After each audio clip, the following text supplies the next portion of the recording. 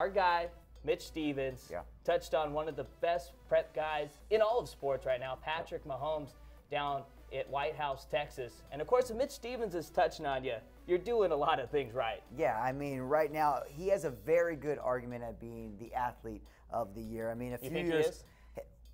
He could be. If Mitch Stevens is writing about you already, and then you're on our radar. A few years back, we had Dorial Green Beckham was getting the Athlete of the Year award as he was the state champion in football, basketball, and track. And Patrick looks to have all the individual accolades and has helped his team succeed, which warrants the distinction of Best Athlete of the Year. I mean, he was named Texas State Football Player of the Year by the Associated Press. He averaged more than 19 points per game and 8.3 rebounds on the hardwood, and he also could have been probably dropping more. He had 49 in one game, 37 in another, so it shows you he could have scored a little bit more. Maybe the system held him back a little bit.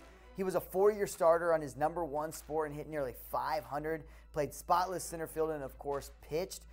He's going to Texas Tech on a football and baseball scholarship, but you never really know. That seven-figure payday may lure him towards his favorite sport of baseball. And it's very interesting, too, because his old man, Pat Mahomes, was in the same type of predicament. I mean, this guy could have went bald for Nolan Richardson and the Arkansas Razorbacks, but he was taken in the 6th round by the Minnesota Twins in the 1988 draft, and he elected to go play professional baseball. And he was a very solid relief pitcher, pitched 11 years in the big leagues. So it'd be interesting to see what Patrick Jr. kind of does. You get a look right there, him playing football. I mean, he kind of reminds me of Johnny Football a little bit. He's got a lot of style, big, fast, strong arm, and also the scary thing is he's only really played 2 years of competitive football, so the ceiling is so high for this young guy.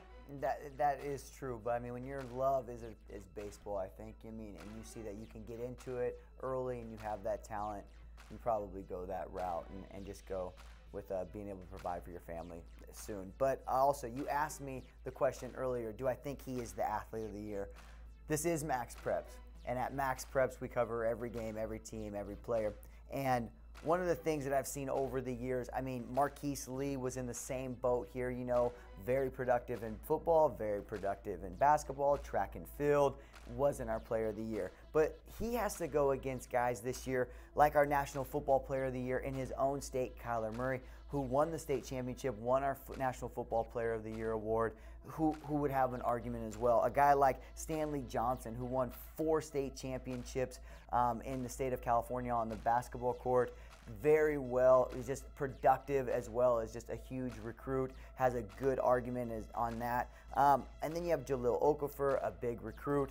How about other guys that might not be on the radar in other sports, like wrestler Chance Marsteller?